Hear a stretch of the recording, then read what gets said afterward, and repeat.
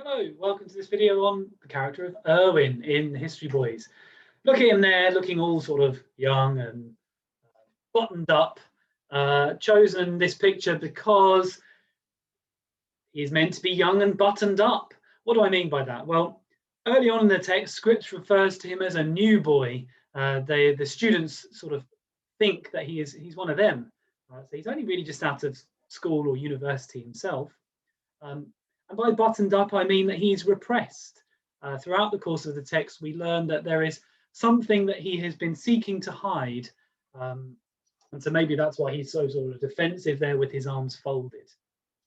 Let's take a look. And what we're going to take a look at are some pictures. And the pictures will help to tell the story of Mr. Irwin, or the importance of him anyway. We'll start over here in the top left. So Irwin is introduced at the very first scene of the play. Bennett structures the text so that we see Irwin in a wheelchair, in a suit, looking a bit older than he does for much of the text. Now, when I say looking a bit older, of course the actor is the same age, but he is dressed to appear older. So there he is, top left, in a wheelchair. Who is he addressing? Politicians, a group of MPs. And his role is that of government spin doctor. He's a SPAD, they're known as SPADs, special advisors, SPAD, special advisor. And he advises the politicians on how best to get people, i.e. the public, to believe what you say. And he will express that paradox works well, helps to mist up the windows.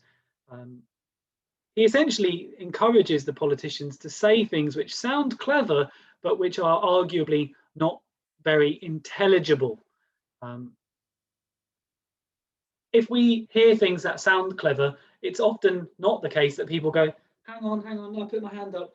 I don't understand that clever thing that you said. People don't tend to do that. They often don't like to draw attention to them not knowing things. So he talks here about how you can use words and language to manipulate others. And one way is to say things that they don't understand. Why do politicians need that? Because, well, they're always trying to keep the public at arm's length. Or at least that's Alan Bennett's insinuation. There we go. If we now go to the bottom left picture, we see Irwin in the classroom. This is from the film version, whereas the top left was from the sort of Broadway stage production. But this film version shows his sort of dominant character in the classroom. He's quite provocative. You may remember that he kind of flings the essays back at the boys and calls them dull, dull, dull. And he flings Dakin's back and says, Dakin, a triumph, the dullest of the lot. Dakin makes the point, well, I got all the points. Irwin says, I didn't say it was wrong, I said it was dull. What we have here is Bennett making a point about how you succeed in history essays, but also perhaps how you succeed in life. Your job is not to say things that are accurate or true. To succeed in life, your job is to be memorable. And therefore, accuracy is irrelevant. It's articulating ideas that other people will go, oh, I never thought of that before. So we have various references to this in the text. He wants them to bring into their history essays the story of how there were 14 foreskins of Jesus Christ. Why? Because that will be memorable to a history examiner. There we are. And so much of the first act of the History Boys is about, in terms of Irwin at any rate, is about introducing this particular teaching philosophy. It's not really what you say that matters, it's how you say it. But then if you are going to consider what you say, then the aim is to be provocative, it's to be daring, it's to be memorable. At the beginning of Act 2, we see Irwin has transformed into something other than a history teacher. And that's the middle picture here. Here, we see him as TV historian. And what we are encouraged to notice is that he says exactly the same things as a TV presenter, a history presenter, as he did when he was in the classroom. The difference being that now he has honed his act and everything is much more dramatic. And here I am being dramatic in my video, because that's how you get people to remember who you are and what you are saying. I'll stop there, because just think about most of your TV presenters or TV personalities.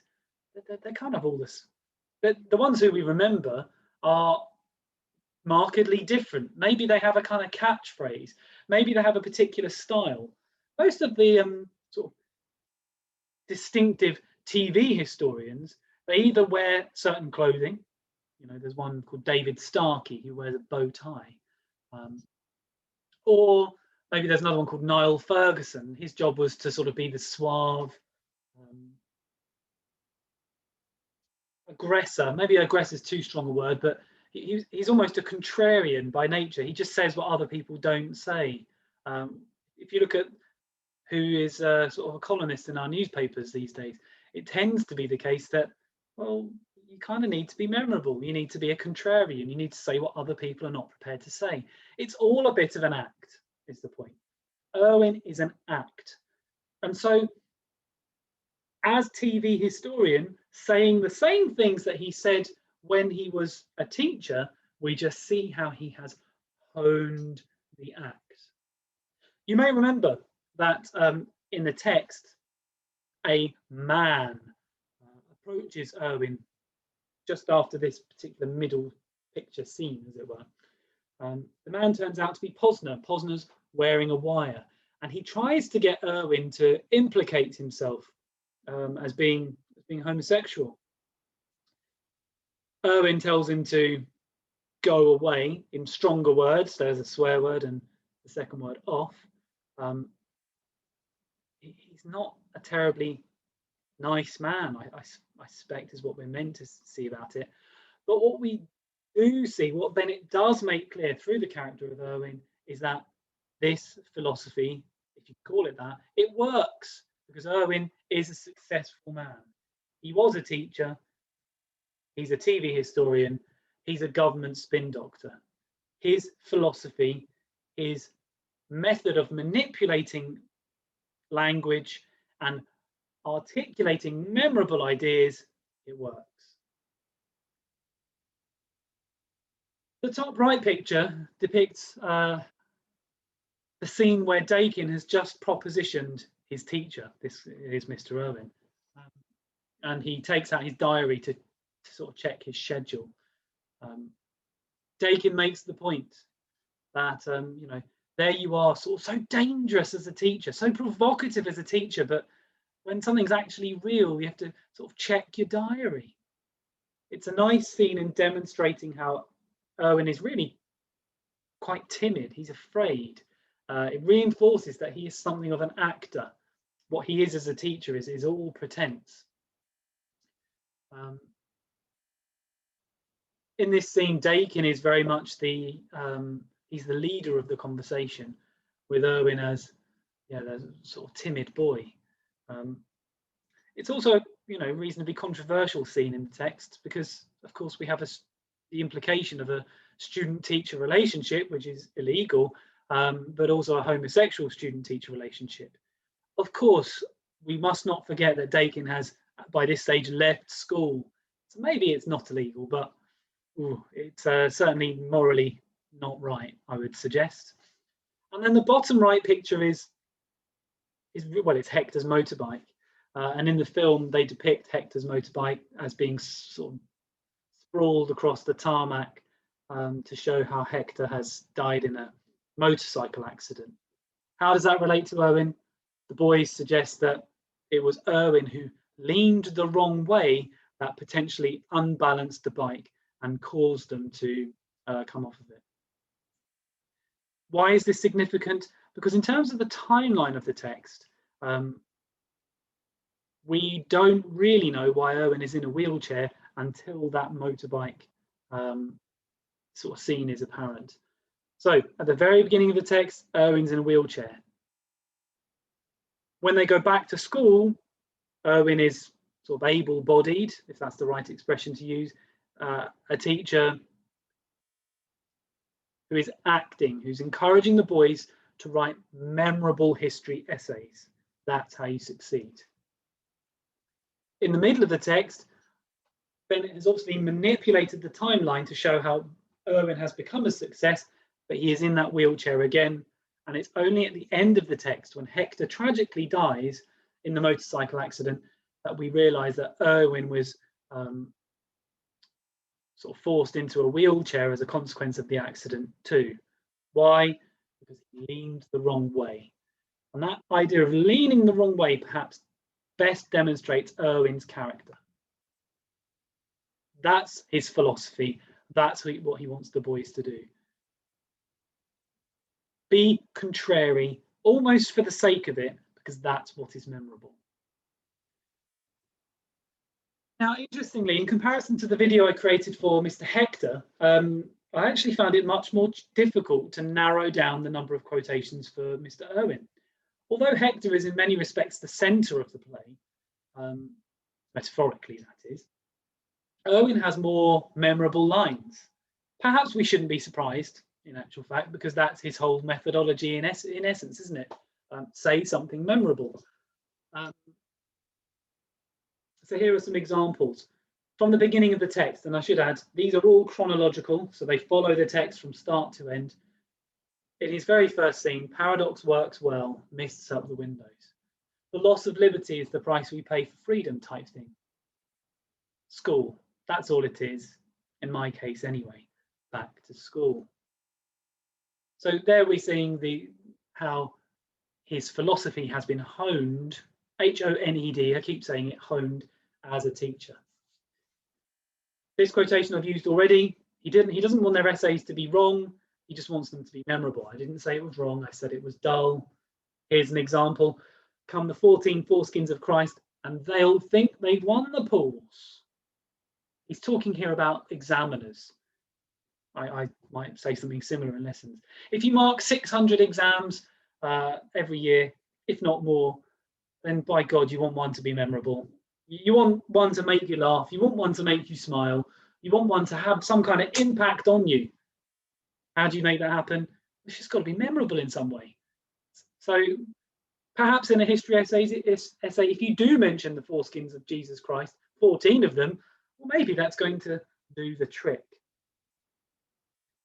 The fourth quotation here is a good example of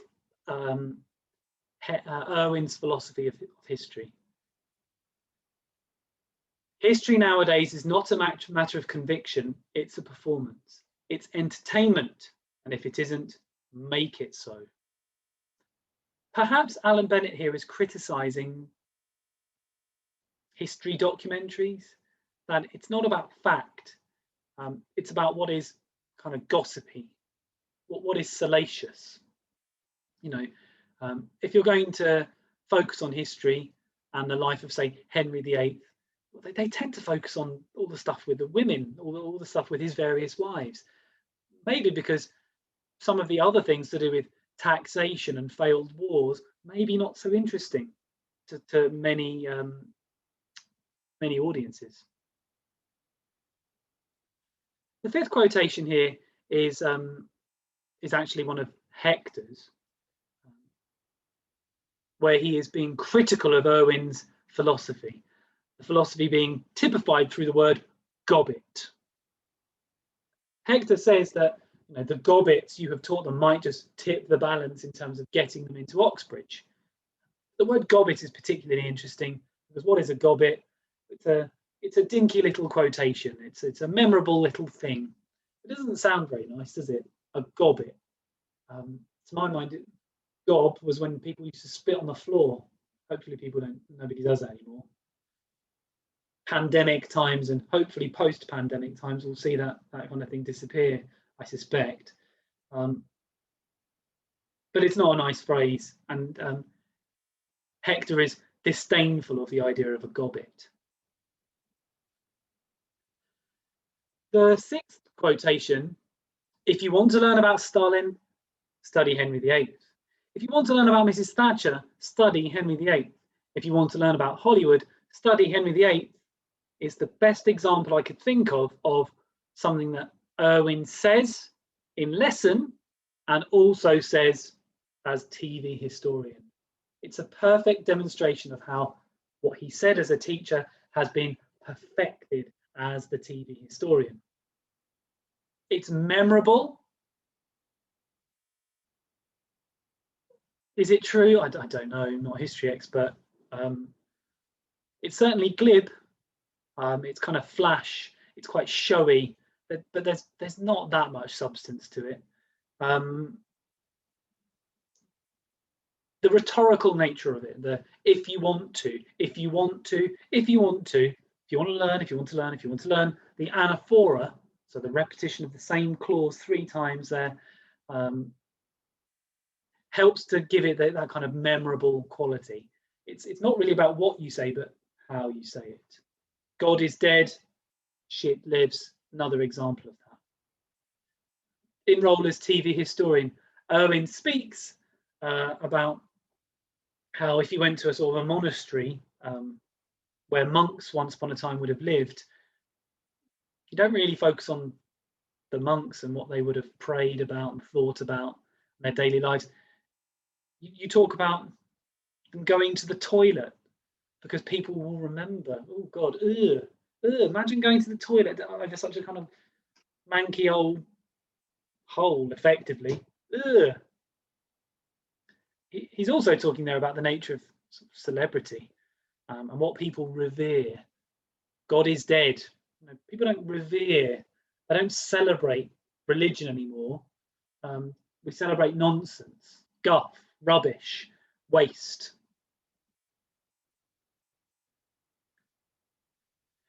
When he is approached by Posner, when he is a TV historian, Posner makes reference to how he's kind of perfected the act. And Irwin is quite self-deprecating. He mocks himself to a degree. He does that by saying that what he does is meretricious, of course, but that's nothing new. If you're meretricious, you are flash, showy, and false. Irwin is recognizing very, very quickly, in fact, that he knows that what he's doing as a TV historian is flash, showy, and false. It works. Next quotation: when Dakin does proposition Irwin, the stage direction just tells us something really important. It's quite a pausey conversation. Dakin is more master than pupil, and therefore by default Irwin is more pupil than master. So we have the sort of role reversal. Throughout the course of the text, it becomes apparent that Irwin is a liar. He explains that he wasn't clever enough to get into Oxford. He went there on his teacher training, his teaching diploma, but he was employed apparently because he went to Oxbridge being Oxford and Cambridge. He was employed because he went there, but it was all a sham. So we're seeing that lying works. The point about taking out a diary I've said already. That quotation there, trust Irwin to lean the opposite way to everybody else, is said by, I believe it's Scripps at the end of the text. Hector dies. We're told that Irwin didn't know how to ride on the motorcycle effectively. Trust him to lean the opposite way to everybody else. So what has made him successful in life also causes the tragic death of Hector.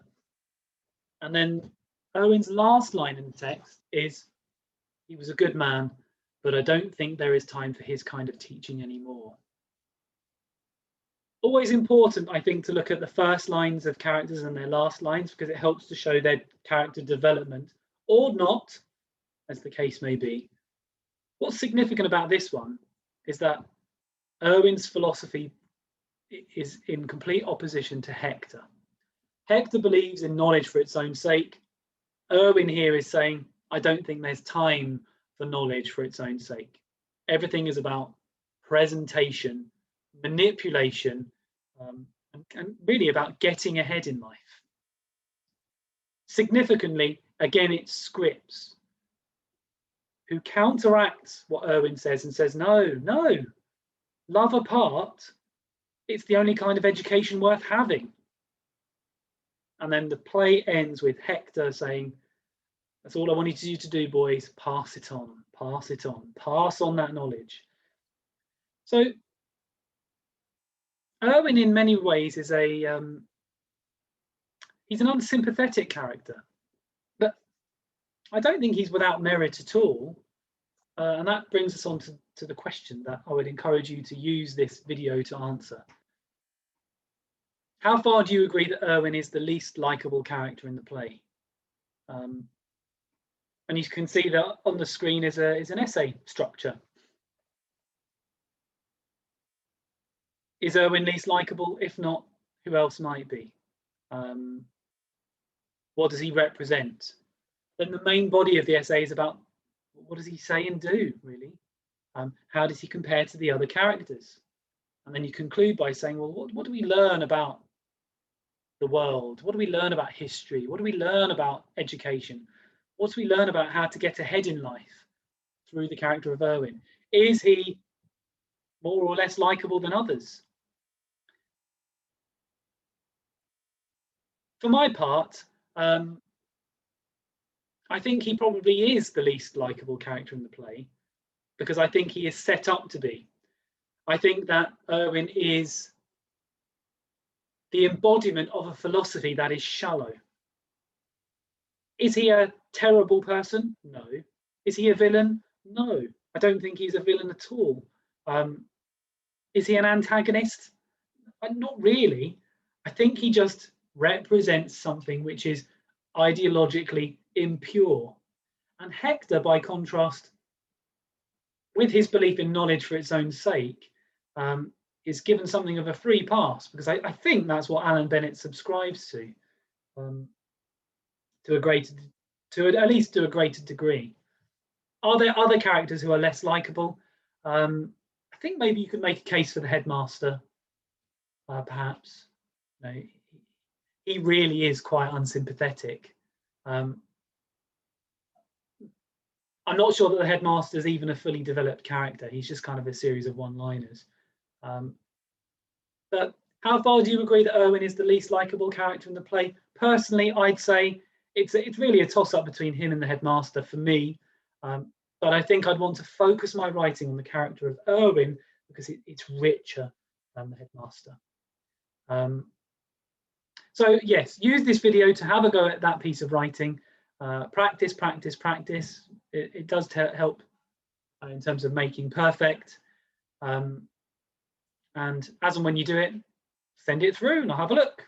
Look forward to that. That's it for this particular video. Thanks very much. Until the next one. Bye.